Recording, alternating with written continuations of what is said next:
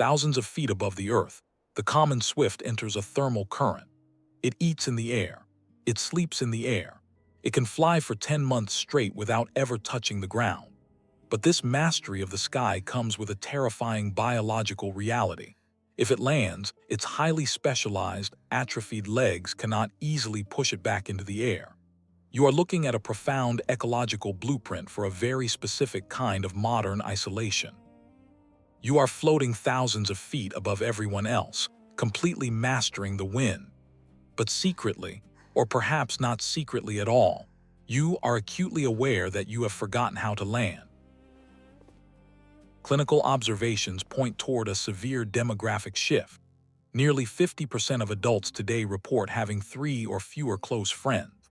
Society diagnoses this chronic alienation as a deficit of social skills or a tragic loss of authentic identity. But for many people I have observed carrying this, the societal diagnosis is fundamentally flawed. You have not forgotten how to socialize. You have perfected the art of adaptive mimicry. You are a brilliant translator in a world where no one speaks your native language. And here is the crucial distinction. You did not lose yourself in the process. Putting on a social mask to blend into a room does not erase your true identity. It is simply a tool to navigate the immediate environment. You know exactly who you are beneath it. The exhaustion you feel at parties isn't a lack of social skills, and it isn't a crisis of a lost self. It is the sheer biological terror of stalling. It is 8:30 on a Friday evening. You are at a crowded networking event, standing near a table of untouched appetizers, nodding along to a conversation about someone's kitchen renovation.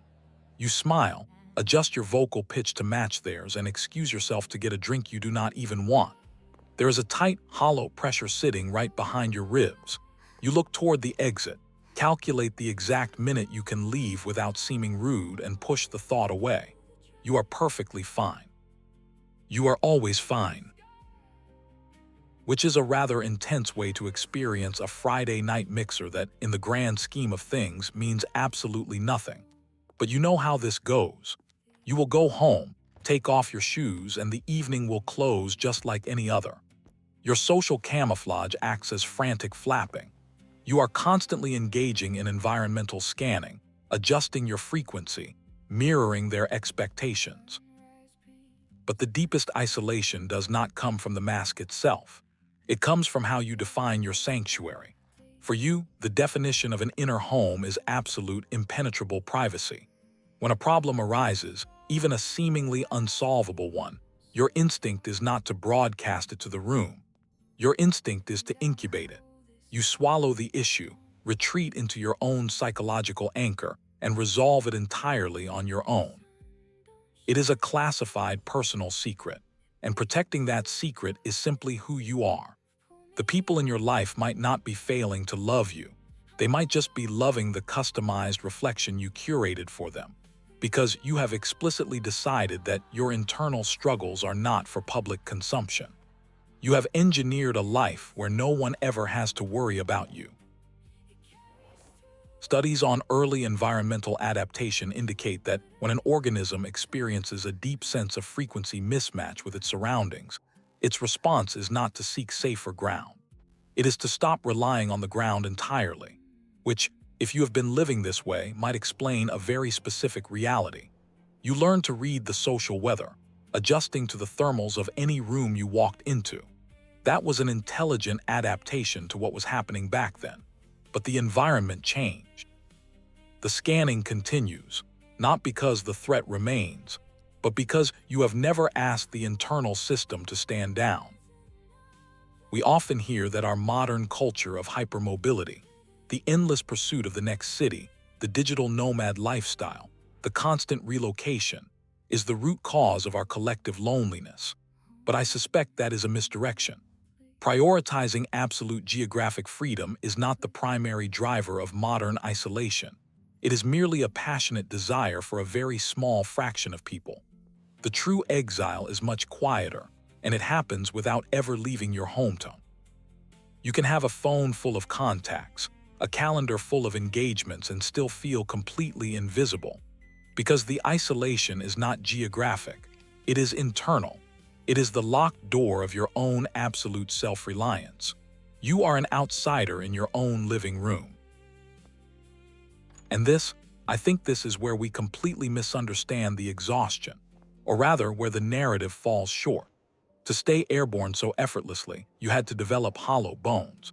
In evolutionary terms, flight requires shedding heavy, dense traits. In psychological terms, it means shedding the heavy, dense traits of normal society. Small talk, the surface-level cultural static. These things are too heavy for flight. You shed the mundane details because they anchor you to a reality you find suffocating.